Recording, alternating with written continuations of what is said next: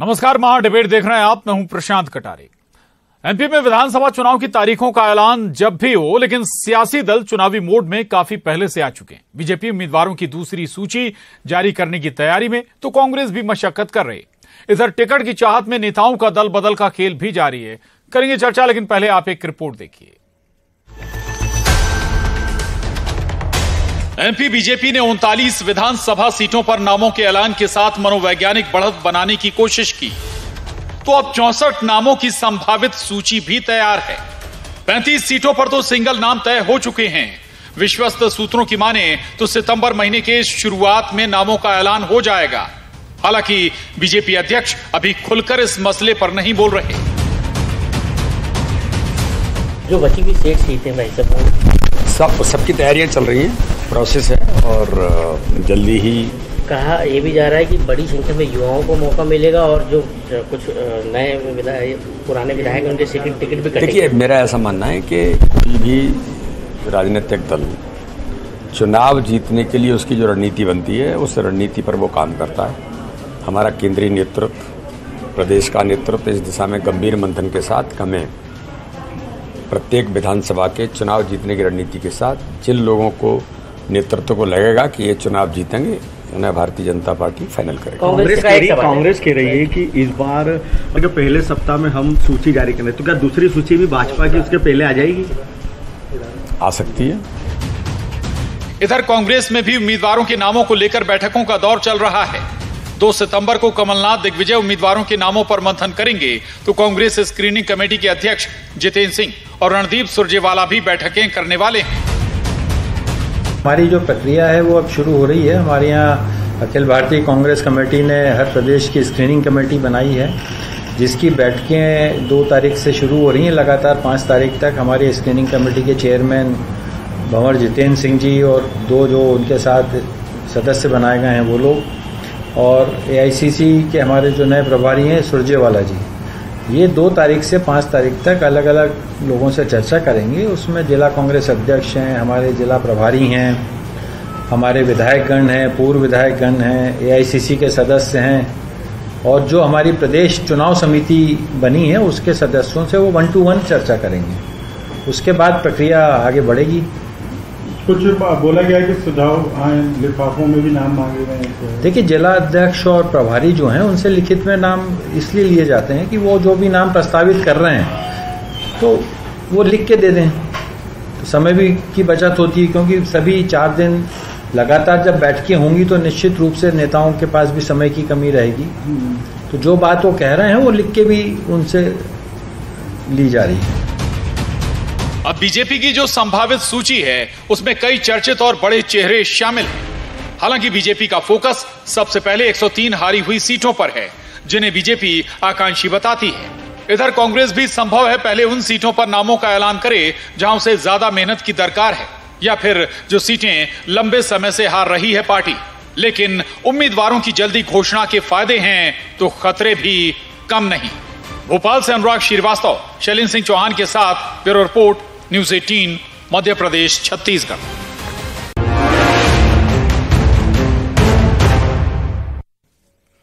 तो दोनों बड़े सियासी दलों का अगर हम कहें रणनीति तो यही कि भाई जो जिन सीटों पर ज्यादा मेहनत की दरकार है, यानी जो सीटें लंबे समय से आप हार रहे हैं या फिर पिछले 2 टर्म से हारे हैं या जहां हार हुई है, वहां पे पहले उम्मीदवार उतार दीजिए ताकि उम्मीदवार के पास ज्यादा वक्त रहे चुनावी तैयारी का। चुनाव के तारीखों का ऐलान का भी इंतजार है। चर्चा हम करेंगे सभी पहलुओं पर। 3 खास मेहमान हमारे साथ जुड़ गए हैं। दुर्गेश केसवानी जी, प्रवक्ता बीजेपी, बहुत स्वागत है दुर्गेश जी न्यूज़ 18 पर आपका। नमस्कार। संतोष गौतम जी हमारे साथ हैं, उपाध्यक्ष कांग्रेस मीडिया विभाग, आपका भी बहुत स्वागत है। और वरिष्ठ पत्रकार दिनेश निगम त्यागी जी हमारे साथ इस चर्चा में है, आपका भी बहुत स्वागत है। चर्चा की शुरुआत दिनेश निगम त्यागी जी से करेंगे। दिनेश निगम जी, ठीक बात है, अच्छी बात है, पहले कर देना चाहिए, भाई समय भी मिलेगा, लेकिन क्या इसके भाई ड्रॉबैक भी नहीं? आपके कई बार विरोध भी उठना शुरू हो जाता है, हमने पहली सूची के बाद बीजेपी के अंदर भी देखा। या फिर हम ये उस लिहाज से समझें कि भाई सीटें तो हारी हैं, अगर कुछ इनमें से सीटें पहले घोषित करने से कुछ निकल गई तो वेल एंड गुड। देखिए, टिकट पहले घोषित करने के फायदे भी हैं, नुकसान भी हैं। और आमतौर पर हर पार्टी, आपने देखा हो कई पार्टियां पहले से कहती रही हैं कि हम 3 महीने पहले घोषित कर देंगे, 6 महीने पहले घोषित कर देंगे, नाम तय कर लेंगे, हालांकि हो नहीं पाता इतना पहले से। बिल्कुल। भाजपा ने मुझे लगता है पहली बार प्रयास किया है कि 39 सीटों के कैंडिडेट घोषित किए हैं। लेकिन एक फायदा यह है कि जिन हारी हुई सीटों में आप अभी से कैंडिडेट घोषित कर रहे हैं, उनके पास समय पर्याप्त रहेगा, काम करने का समय रहेगा, ज्यादा लोगों से मिल सकेंगे। दूसरा नुकसान यह है, जैसे आपने करीब 1-1.5 दर्जन सीटों में देखा, प्रत्याशी को देखकर बगावत जैसी स्थिति हो गई, बड़ी बड़ी रैलियां निकल गईं, कांवड़ यात्राओं के बहाने लोग बागों ने अपने शक्ति प्रदर्शन किया। जहां ये बाहर के विधायक प्रभारी आए थे, वहां उनके सामने विरोध हुआ, नारे लगे। तो हालांकि इसकी वजह यह भी मानी जा रही है कि भाजपा ने कैंडिडेट डिक्लेयर करने का ऐसा लगता है जैसे कोई फार्मूला क्राइटेरिया तय नहीं किया हारी सीटों में, तो इसीलिए पिछली बार हारे टिकट पा गए, तो कहीं ज्यादा वोटों से हारे टिकट पा गए, कम वोटों से हारे रह गए। जिन्होंने बगावत की थी और चुनाव लड़े थे, उनको पार्टी ने लेकर टिकट दे दिया। जो पार्टी के सदस्य भी नहीं थे, उनको टिकट दे दिया, बाद में सदस्यता ली उन्होंने। ऐसे जैसे जिनको पार्टी से बाहर कर दिया था, पार्टी में अंदर आए और फिर उनको टिकट दे दिया। मुझे लगता है इन कारणों से विरोध ज्यादा हुआ। वैसे भाजपा में विरोध कम होता है, भाजपा में क्षमता है कि विरोध को थाम लेती है, और मुझे लगता है पार्टी के नेता उसमें सक्रिय होंगे और काफी हद तक सफलता हासिल कर ली होगी, और अब विरोध के स्वर कम भी सुनाई पड़ते हैं। तो फायदा और नुकसान दोनों है, काम करने का मौका मिलेगा, और जो है जो भितरघाती हैं, जो विरोध करने वाले हैं, वो ज्यादा उनको भी समय मिलेगा। तो लेकिन मुझे लगता है कि जैसे कि अभी तक टिकट डिक्लेयर करने की परंपरा रही है, इतना कम पीरियड रहता है प्रत्याशियों के पास, वो काम ही नहीं कर पाते, पहुंच नहीं पाते, अपनी बात नहीं रख पाते लोगों के सामने। इसलिए प्रत्याशी तो पहले से घोषित होना तय होना चाहिए। भाजपा ने इसकी शुरुआत की है, कांग्रेस की तरफ से लगातार आ रहा है कि हम जल्दी कैंडिडेट डिक्लेयर करेंगे। खास तौर से कांग्रेस उन 66 सीटों पर फोकस कर रही है जो दिग्विजय सिंह जी को सौंपी गई थी। दिग्विजय सिंह उन्हें एक सीट पर गए हैं, लोगों से बात की है, उन्होंने अपना पैनल और कैंडिडेट प्रत्याशियों के संभावित नाम तैयार कर रखे हैं, ऐसा बताया जाता है।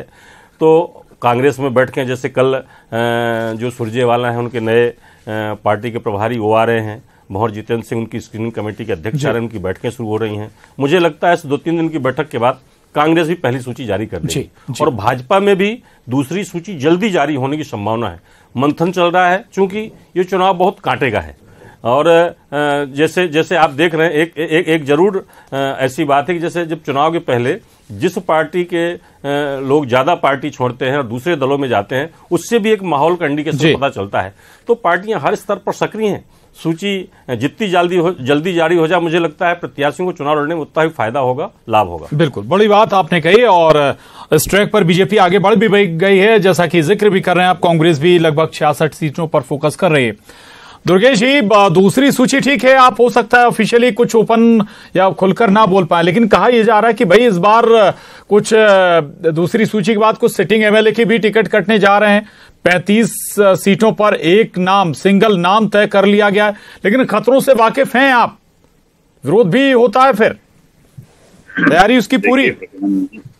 जी, हार जीत परिणाम है, कोशिश करना हमारा काम। जी, हम जीत से उत्साहित नहीं होते हैं और हार से हम विचलित नहीं होते हैं, हार की समीक्षा करते हैं। जिन 110 सीटों पर हम अब आज बात कर रहे हैं, निश्चित रूप से हम जब चुनाव हारे थे तब से हमने उनको आकांक्षी विधानसभाओं का नाम दिया था। हमारे प्रभारी प्रत्येक जिले में प्रत्येक सीट पर चप्पा चप्पा छान रहे थे कि हार के क्या कारण है, क्योंकि हम वो दल हैं जो निश्चित रूप से पार्षद से लेकर पार्लियामेंट का चुनाव पूरे दमखम से लड़ते हैं। हमारे वरिष्ठ नेतृत्व, प्रदेश नेतृत्व, केंद्रीय नेतृत्व अपने कार्यकर्ताओं के लिए डटकर मैदान में सामने होता है, और जिन जिन सीटों पे हम हारे थे उनके कारण जानना, उनकी समीक्षा करके हम आगे बढ़े हैं।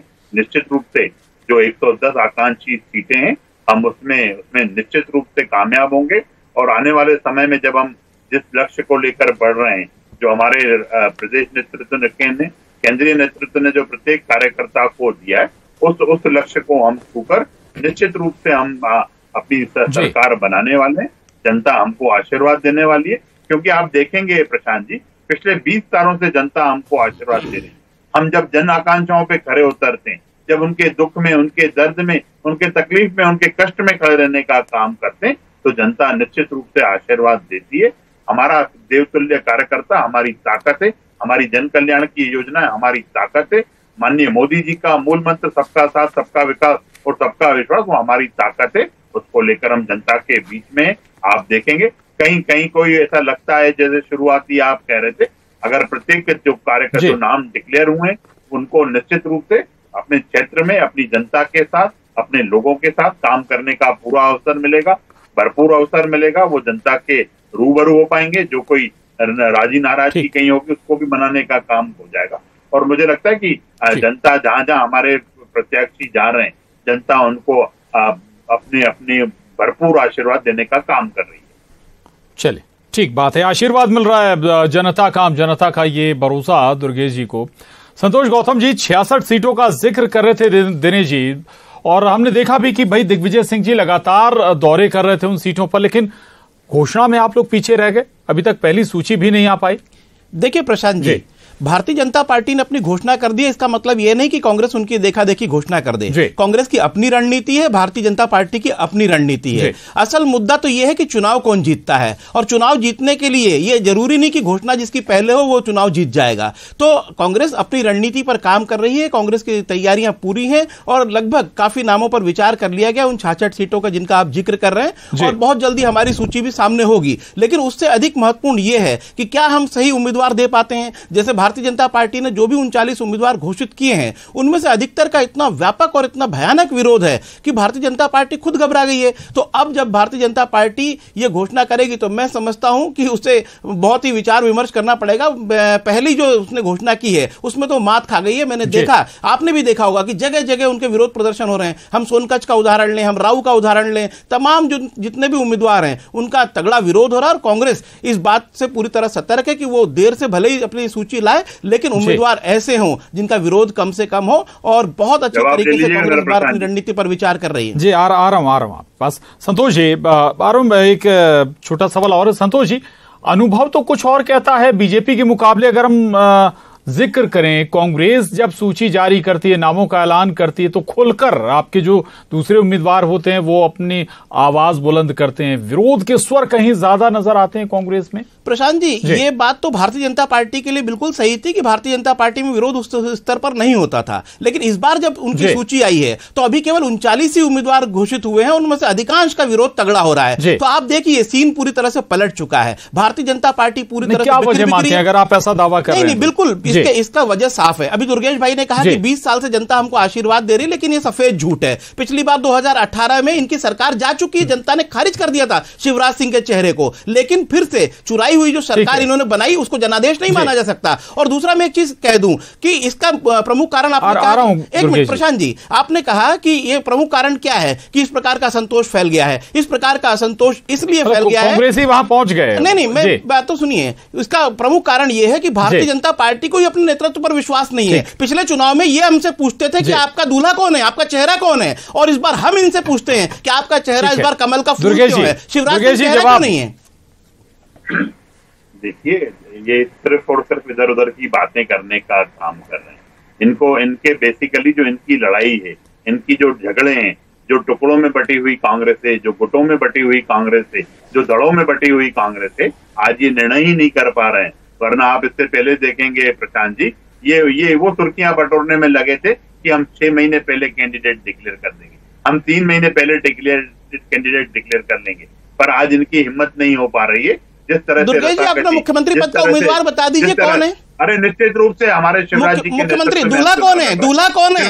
अमित शाह ने कहा कि दूल्हा कमल है।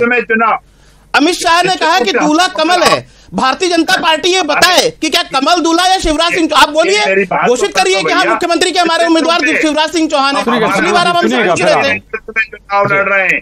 कमल का फूल हमारा संगठन सब तो सर्वोपरि है। हम तो संगठन के ही लोग हैं, सब संगठन की ही सर्वोपरि भारतीय जनता पार्टी में चलती है। और ये आप कमलनाथ जी से कभी आप बात कर पाओ, आप इसका जवाब नहीं दे पाएंगे क्या? मुख्यमंत्री होंगे शिवराज सिंह चौहान, इसका जवाब दे दीजिए आप।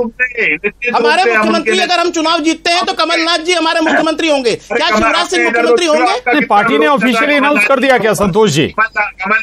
कमलनाथ जी हमारी तरफ से तो पूरी तरह से ऑफिशियली अनाउंस है। खड़गे जी ने कह दिया, प्रियंका गांधी जी ने कह दिया, सबने कह दिया। विजय सिंह से नाखुश है, दिग्विजय सिंह जी कांतिलाल भूरिया थे, नागपुर ये सब मन के लड्डू फोड़ते रहिए।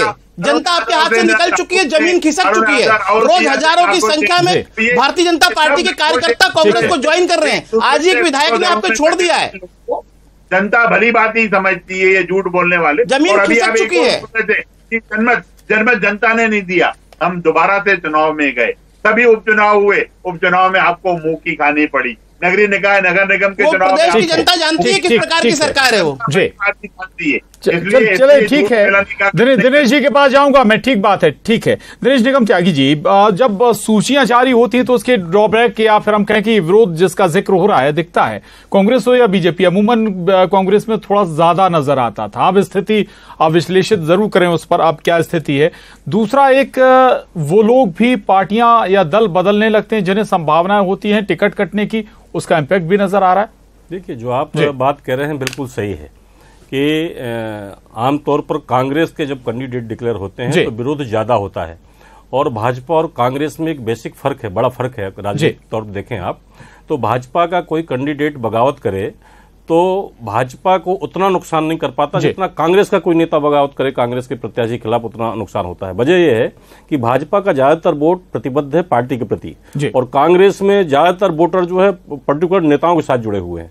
कांग्रेस के साथ जुड़े नेताओं की कांग्रेस से के साथ जुड़े कार्यकर्ताओं की मतदाताओं की संख्या कम रहती है। जहां तक इस बार का सवाल है, इस बार माहौल थोड़ा सा अलग लग रहा है। आप देखिए, पिछले जो 2-3-4 चुनाव हुए उनमें खास तौर से भाजपा कांग्रेस की तरफ भगदड़ मचती थी। कांग्रेस के लोग पार्टी छोड़ छोड़ के भाजपा में जाते थे। पहली बार ऐसा हो रहा है कि कांग्रेस में आने वालों की तादाद ज्यादा है, भाजपा के अंदर भगदड़ ज्यादा है, भाजपा के अंदर परेशानी ज्यादा है। अभी सिंधिया जी के जाने की वजह से ऐसा हुआ या माहौल कुछ ऐसा बन गया है कि ये भाजपा के खिलाफ इस बार माहौल है, वजह जो हो, लेकिन इससे एक संकेत तो मिलता है कि अगर कांग्रेस की तरफ ज्यादा भाजपा के लोग आ रहे हैं तो माहौल बदला हुआ है। और भाजपा के अंदर भी अगर बगावत हो रही है, आप देखिए 1-2 सीटें नहीं, जाने कितनी सीटें हैं, बड़ा विरोध 39 सीटों में ही दिख गया है। और आगे भी जैसे आज इनके सिटिंग एमएलए, कोई पहला सिटिंग एमएलए है जिसने जो है आज भाजपा छोड़ दी, पार्टी छोड़ दी, और एक दूसरा जो सचिन बिरला कांग्रेस का विधायक था, वो खंडवा लोकसभा चुनाव के दौरान चला गया था भाजपा में, आज उसने कमलनाथ से मुलाकात की है, उसकी भी खबर है कि वापस कांग्रेस में आना चाहता है। नहीं, सिंधिया जी कह रहे हैं दिनेश निगम त्यागी जी कि भाई इलेक्शन में आना जाना होता रहता है, भाई नेता कांग्रेस से बीजेपी में आएंगे, बीजेपी से कांग्रेस में जाएंगे, अमूमन इलेक्शन के दौरान कोई नई बात नहीं। ये होता है, ये होता है, आमतौर पर होता है। लेकिन मैंने क्या कहा, किस दल में क्या ज्यादा होता है, किस दल को ज्यादा नुकसान उठाना पड़ता है। पिछले कुछ चुनाव देख लीजिए, उनके पहले ज्यादा कांग्रेस से टूटकर लोग बाग जाते थे, कांग्रेस के सिटिंग एमएलए, कांग्रेस के सांसद, ये लोग जाते थे पार्टियां छोड़कर। लेकिन अगर पहली बार भाजपा के लोग पार्टी छोड़ रहे हैं तो वजह सिंधिया है, भाजपा है, कोई ना कोई अंदर तो ऐसा कोई माहौल है जिसको भाजपा समझ नहीं पाई या संभाल नहीं पाई। इसका नुकसान तो माहौल तो बदला हुआ है, जैसा आपको दिख रहा है वैसा सबको दिख रहा है। जी बिल्कुल ठीक बात है। दुर्गेश जी, इस पर रिएक्शन आपका? देखिए, कहीं कोई मामला बदला हुआ नहीं। जी, दिनेश निगम त्यागी जी वरिष्ठ पत्रकार हैं और निश्चित रूप से आलोचक समीक्षक भी हैं उन सब चीजों के, और मुझे लगता है कि उसको इस तरह से नहीं लेना चाहिए, क्योंकि हमारा दल विश्व का सबसे बड़ा दल है। अनेक सर्वश्रेष्ठ कार्यकर्ता, प्रत्येक कार्यकर्ता देवतुल्य हो, सर्वश्रेष्ठ कार्यकर्ता है, पर उसमें से जब चयन की बारी आती है प्रशांत जी, तो एक लिमिटेड संख्या में ही चयन हो सकता है। 230 सीटें, 230 से ही उम्मीदवार उसमें से उतारने पड़ेंगे। तो पार्टी, हमारा राष्ट्रीय संगठन, प्रदेश का संगठन सामूहिक व्यवस्था से निर्णय करता है, और जिस पार्टी के कार्यकर्ता को पार्टी दायित्व देती है तो वो निश्चित रूप से उसका निर्माण करता है, और बाकी सभी कार्यकर्ता मिलकर अपने अपने उम्मीदवारों को जिताने का काम करते हैं। कमोवेश वो भी इस बार भी, क्योंकि मैंने आपको बैठते से ही बताया था, हमारा एक ऐसा दल है जो पार्षद से लेकर पार्लियामेंट तक का चुनाव पूरी दमखम से लड़ता है। हमारा प्रत्येक वरिष्ठ नेतृत्व, हमारा प्रदेश नेतृत्व चट्टान के रूप में उनके साथ। दुर्गेश जी, एक सवाल बीच में जरूर जोड़ रहा हूँ, क्या जो सिंधिया समर्थक आए सिंधिया जी के साथ में, क्या उन्हें बीजेपी के हाव भाव में या उनकी भावना या विचारधारा से आप लोग जोड़ नहीं पाए? क्योंकि अगर हम उस आंकड़े को निकालेंगे, अगर जो बीजेपी छोड़ने वालों में है तो वो ज्यादातर उनमें वही लोग हैं जो पार्टी में आए थे कांग्रेस से। देखिए, मुझे लगता है जी, यह उन लोगों के लिए अन्याय होगा कि ये कहना भी अन्याय होगा कि वो सिंधिया के गुट के यहाँ, हमारे यहाँ कोई गुट नहीं, हमारा सिर्फ एक ही कमल का गुट है, जैसे हमारे विरोधी भी कह रहे थे कि कमल ही है। हम लोग सब उसी छत्र के नीचे, संगठन सर्वोपरि है। और वो जो लोग हमारे साथ आए हैं वो आज चाय में उस शक्कर की तरह मिल गए, जिसमें वो मिठास है। और आने वाले समय में जो हमारा राष्ट्रीय नेतृत्व ने हमें जो लक्ष्य दिया है, प्रदेश नेतृत्व ने जो लक्ष्य दिया है, हम उसको कैसे पार करें, उस लक्ष्य को कैसे छुएं, उसके लिए प्रत्येक कार्यकर्ता मुट्ठियां मींच के संकल्पित है। हम निश्चित रूप से उस लक्ष्य को छूकर हम अपने प्रदेश नेतृत्व को भी तोहफा देंगे और राष्ट्रीय नेतृत्व को तोहफा देंगे। बिल्कुल इसी लाइन को आगे बढ़ाऊंगा। अब संतोष गौतम जी, सिंधिया समर्थकों का चूंकि जिक्र हो रहा है, सिंधिया और सिंधिया समर्थकों को आप गद्दार बताते रहे हैं, अब उनका पार्टी में स्वागत कर रहे हैं, गद्दारों का स्वागत कर रहे हैं आप? देखिए, हमारी एक लाइन बिल्कुल स्पष्ट है और वो मैं कह देना चाहता हूं कि जितने भी विधायक सिंधिया जी के साथ छोड़कर गए थे, हम उन विधायकों में से एक को भी लेने वाले नहीं है। ये पार्टी की स्पष्ट लाइन है। लेकिन जो उनके साथ में कार्यकर्ता थे, जो उस समय चले गए थे, उनकी बातों में आके उन कार्यकर्ताओं से हमें परहेज नहीं है, हम उनको लेंगे। लेकिन सिंधिया के साथ जो 22 विधायक थे, ये हमारी बिल्कुल पक्की लाइन है कि उनमें से एक को भी हम अपनी पार्टी में शामिल नहीं करेंगे। लेकिन भारतीय जनता पार्टी से कोई विधायक आना चाहेगा तो हम उसका स्वागत करेंगे। दूसरा, मैं एक चीज कह दूं, अभी दुर्गेश भाई कह रहे थे कि सिंधिया अभी जो सूची है, अगर अभी जो नाम कुछ आए वो सिंधिया समर्थक हैं साहब? नहीं, तो वो विधायक नहीं, मैं स्पष्ट। अच्छा, विधायक होना पैरामीटर आपने एक फॉर्मूला तय किया है, क्योंकि विधायकों ने हमारी सरकार गिराई थी। मैं ये कहना चाहता हूं, गद्दारी विधायकों की तरफ से हुई थी, तो मैं ये साफ कहना। दूसरा, मैं दुर्गेश भाई की एक बात का जवाब देना चाहता हूं। भारतीय जनता पार्टी के प्रवक्ता और भारतीय जनता पार्टी के नेताओं की एक रटी रटाई लीक हो गई है कि हमारा जो सबसे बड़ा विश्व का राजनीतिक दल, हमारा देवतुल्य कार्यकर्ता, हमारा देव दुर्लभ कार्यकर्ता हमको जीत दिलाएगा। ये देव दुर्लभ कार्यकर्ता पिछली बार 2018 में भी थे। राजस्थान, सुन लीजिए भाई, क्यों बौखला रहे हैं आप? क्यों बौखला रहे हैं? सुन लीजिए दुर्गेश भाई, सुन लीजिए, आपकी बात पूरी सुनूंगा मैं। सुन लीजिए, राजस्थान में हारे, छत्तीसगढ़ में हारे, मध्य प्रदेश में हारे, ये हर जगह हार रहे हैं चुनाव, कहीं नहीं जीत रहे। महाराष्ट्र में चुनाव हारे, ये हर जगह जोड़ तोड़ की सरकार बनाते हैं। अभी ताजा उदाहरण देखिए, कर्नाटक में हारे, ये हिमाचल में हारे। तो लगातार इनकी पार्टी अब पतन की कगार पर है, ये पतन की ओर अग्रसर हो रही है भारतीय जनता पार्टी। और मोदी जी का चेहरा ताजा कर्नाटक और हिमाचल की जनता ने खारिज कर दिया है। इनका जो आत्मविश्वास है ना, ये डगमगा चुका है। अब इसलिए जोर जोर से दुर्गेश भाई जैसे लोग बीच में बात। चलिए ठीक है, आप दोनों से रिक्वेस्ट है शांत हो जाएं। आखिरी कमेंट दिनेश जी से लूंगा। दिनेश जी, अभी जिक्र कर रहे थे संतोष जी, थोड़ा सा इस पर जरूर रोशनी डालेगा कम शब्दों में कि भाई जो विधायक थे जो सिंधिया जी के साथ गए थे उन्हें नहीं लेंगे, लेकिन जो सिंधिया समर्थक हैं वो आ सकते हैं। स्वागत ये बात पार्टी में कई बार बड़े नेताओं ने भी कही है कि जो विधायक छोड़ के गए हैं उनको वापस नहीं लेंगे, वो उनकी नजर में गद्दार डबल स्टैंडर्ड नहीं। लेकिन उनके साथ में जो कार्यकर्ता नेता दूसरे नेता गए हैं वो आएंगे तो उनका स्वागत है। ये पार्टी ने कई बार लाइन ली है। और जहां तक ये बात सही है, जैसे दुर्गेश जी कह रहे हैं कि भाजपा के पास कॉडर जाता है, भाजपा के पास कार्यकर्ता जाता है, हमेशा चुनावी मूड में रहते हैं, हमेशा तैयारी में रहते हैं, इसमें कोई शंका नहीं है। लेकिन ये तैयारी जो है, जब पब्लिक का मूड बदलता है तो गड़बड़ भी हो जाती है। पिछले चुनाव में भी गड़बड़ हो गया था। तो कार्यकर्ताओं के लिहाज से आप मजबूत हैं, आप तैयारी करते हैं, सब करते हैं, लेकिन ये भगदड़ क्यों मचती है? ये ऐसा क्यों हो रहा है? अगर शक्कर की तरह मिल गए। माफी के साथ आपको यहीं रोकूंगा, लेकिन चूंकि वक्त इजाजत नहीं देता। हालांकि ये बात बिल्कुल साफ है कि भाई संगठन के मामले में कांग्रेस के मुकाबले बीजेपी कहीं मजबूत नजर आती है और उस थामने में भी, विरोध को थामने में भी आगे नजर आती रही है। आगे क्या होगा ये वक्त बताएगा। बहुत शुक्रिया दुर्गेश जी, संतोष गौतम जी, दिनेश निगम त्यागी जी। चर्चा में बस इतना ही, धन्यवाद।